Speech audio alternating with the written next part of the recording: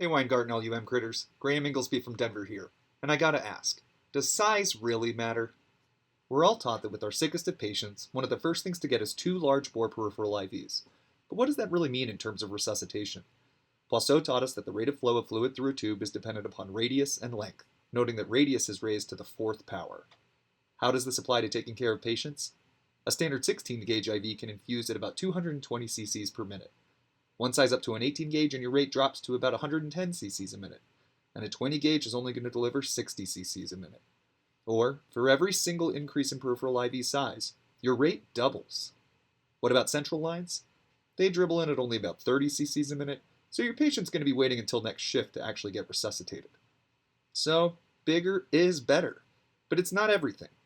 Don't forget about the motion in the ocean. Get all buff caps out of the way, consider a pressure bag, or an infuser, or just give a good squeeze if you've got to resuscitate your patient. My name is Dr. Jessie Lohman. I'm a PGY2 at LIJ. Today I'm going to talk to you about bringing resuscitation outside the emergency department, something our wilderness medicine colleagues have known about for a while now, and that's redosing extra doses of epi from an EpiPen. We all remember the movie My Girl, where Macaulay Culkin died of anaphylaxis after a misencounter with a hive of bees.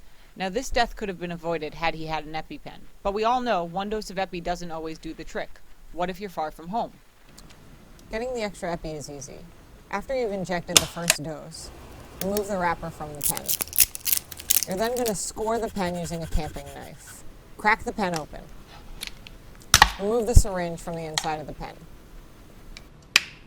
Remove the safety from the needle. Pull some air back into the syringe, and there you have it. You have 3 extra doses of epi ready to go.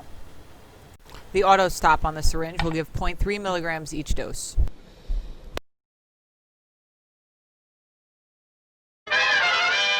This patient needs a transvenous pacer. Sounds like a job for Bat Doc. First, gather your supplies, including the Bat Pacer.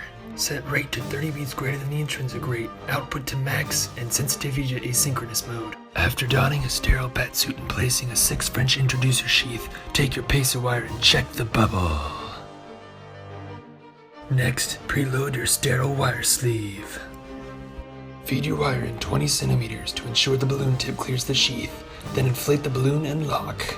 Have an assistant help plug the bat pacer in. Proximal wire to positive, distal wire to negative. Slowly advance the wire while watching the monitor until a rhythm captures. Bingo! Patient resuscitated.